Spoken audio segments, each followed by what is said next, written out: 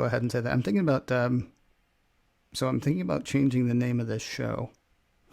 Okay. I'll tell you why.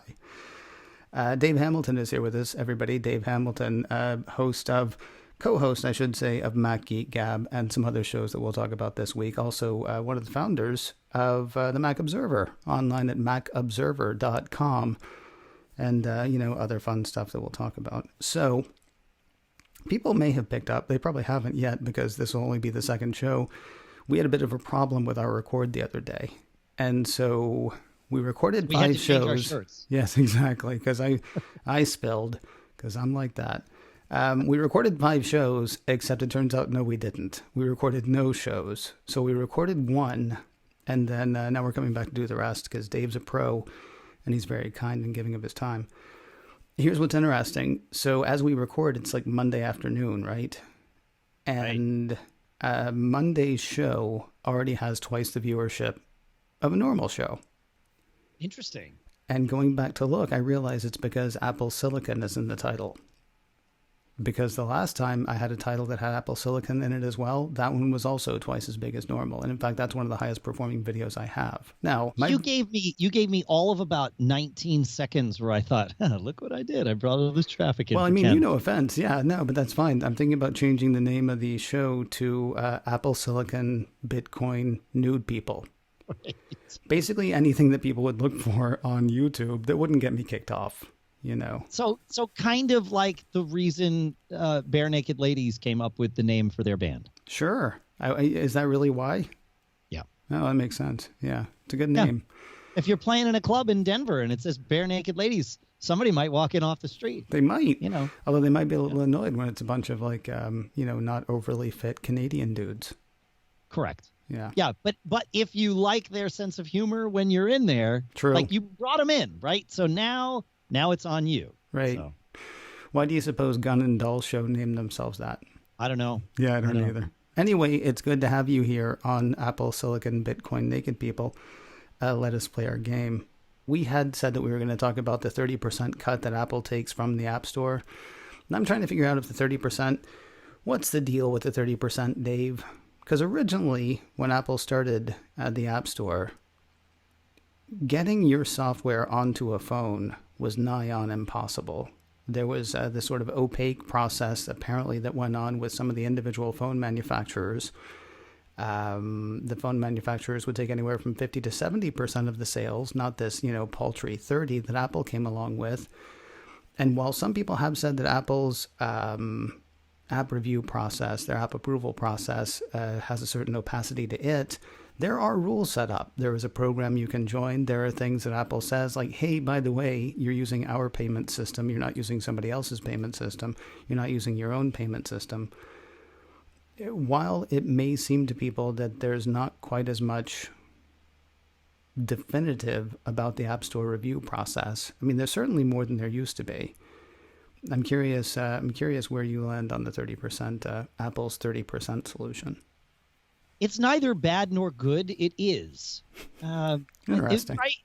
Well, because what are your options, right? We can complain about it. We could be developers or we could be users and complain about the 30%. For the most part, the developers complain as though it doesn't affect their users by saying, oh, you're taking 30% and, therefore I can't make any money. It's like, well, you could raise your price and make the money that you think you need to make. I mean, there's a business model decision that goes on with this.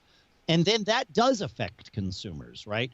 And Apple certainly has set things up so they encourage developers, incentivize even developers to move to a subscription model because they take less of a cut, half of a cut, in fact, for the second year of a subscription. That would affect consumers for sure, because there's lots of consumers that don't like the idea of subscription pricing, at least at first blush. So, yes, there's a whole realm of things here. I don't know that having this discussion, like Epic is the current one, but other people have had this discussion in public before, as opposed to just having it with Apple. Mm-hmm. I presume they've also tried to have it with Apple with varying degrees of not success. And some I'm sure have had success. I mean, it stands to reason that the Netflixes and the Microsofts of the world have better deals than the standard 30% that you walk in with. Maybe they don't. I don't know. I haven't been part of those conversations. Well, we're under the impression that Amazon has a better deal than the 30%, although I always thought that Amazon had a better deal than the 30%, not because of anything that Amazon was doing in the App Store, but because of the fact that Apple wanted to be able to sell its stuff on Amazon. And whether that's fair or unfair, I kind of thought that there was more going on in that deal than just what's happening in the App Store. There was a patting of both backs. Yeah. Would be my presumption, of course. Right, which and you can argue that that's bad. And in fact, I might argue that that's bad. There's another one that's going on publicly right now, though. It's the thing with Facebook, where Facebook was starting their thing where it's like, you, Dave, are not able to go to your Pilates studio anymore and lead classes, but you can start charging through Facebook to run your Pilates classes online. And Facebook then went to Apple and said, hey, listen, we want to do this for people. Will you please not charge the 30%? And Apple said, no, we're going to charge the 30%. And so then Facebook not as publicly as they wanted to, because what Facebook wanted to do when it started that feature, it wanted to put something in the app that said, by the way, we wanted to charge less for this, but Apple wouldn't let us. So you're still getting the 30% charge, which we're not keeping any of. That's all on Apple, said Facebook. Oddly enough, Apple decided they weren't really happy with that wording going into the app, so they held that off. Wasn't their thing. Yeah, kind of bizarre. The things that I wonder about are, how long does Apple get to, and I don't want to say skate, I don't want to say coast, because I personally don't think that Apple's 30% is wrong. As you said, there is a business model. If I go into a business and it turns out it's costing me too much to run the business the way that I thought, it feels to me like I then have to sort of readjust my business model. There seems to be an idea from developers today, and not all developers certainly, but some, there seems to be this idea, well, I had this idea for an app, I should get all the money from that app.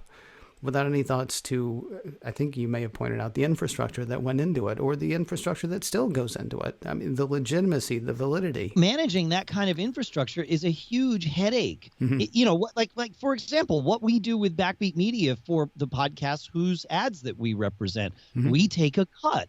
Right. And but when we started that business 20 years ago, our model, internally and externally, our model and motto was not, join us so that we can take some of your money. It was, join us so that we can take your headaches away. And by the way, if you want to have that headache, the difference is our model still is that if you don't want us to take that headache away, well, you don't have to. You can do it on your own. Right. With Apple, if you want to be on the App Store proper, well, then you have to use their model. Right. But there are ways around it. They aren't entirely smooth and frictionless for the customer, but that's sort of what Apple brings to the table for everyone that walks in the door, is smooth and frictionless. And by the way, if you want to give your app away for free, Apple will do that for you without charging you anything, and they will let you leverage their infrastructure for it. Now, is that Apple being very, very generous? Maybe, or it's Apple being, well, we know we'll show you how this works, and then maybe someday you'll want to charge for your app, and then we can all make some money, right? But, that infrastructure you would need in either case, free or paid. You'd need to figure out a way.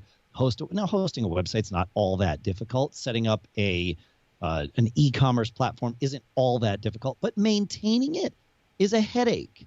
And Apple takes that headache away for you. So, I mean, they charge you for it. Yeah. And it could be argued that they charge too much. Some people do argue that. And that's okay. Go ahead.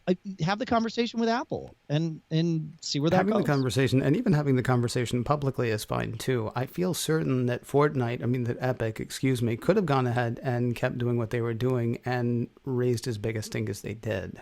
I mean, now they've got people choosing sides, which is very much what they were trying to do. They want people to choose sides, and obviously they want people to choose their side as opposed to Apple's side. You can tell with every single thing that, Tim Sweeney and others say.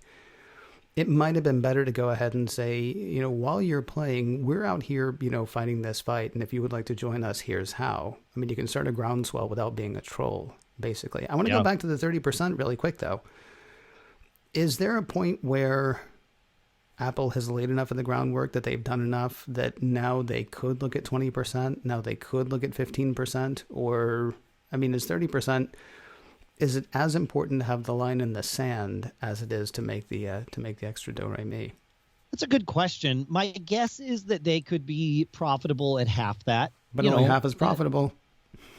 Well, and perhaps even less than half as profitable, because there are some fixed costs baked into this system, credit card fees and their own servers that they have to manage and all of that stuff. And remember, they're doing all the DRM for you so that your app isn't being pirated. Like, all of those things are just baked in. So I don't mean to sit here and defend Apple for it, but I haven't seen anyone fight this battle in a productive way yet. People just get frustrated and then throw their hands in the air, and it's like, this sucks, pick a side, right? And maybe that speaks to the conversations that we're not hearing that they have with Apple, where Apple says, here's the line in the sand, like, that's it, and then that is kind of frustrating. So then they bring it out in public and have a tantrum like Epic is having now. It's a very well crafted tantrum, by the way, but it's tantrum nonetheless. So yeah, could Apple lower it? I think so. Will they? I don't know. Like, Google's charging the same. They're aware of their market, and my guess is that it's one of those squeaky wheels and grease scenarios, but there aren't that many squeaky wheels in the grand scheme of things, and Apple's happy to look at the customers that are happy as opposed to the ones that aren't.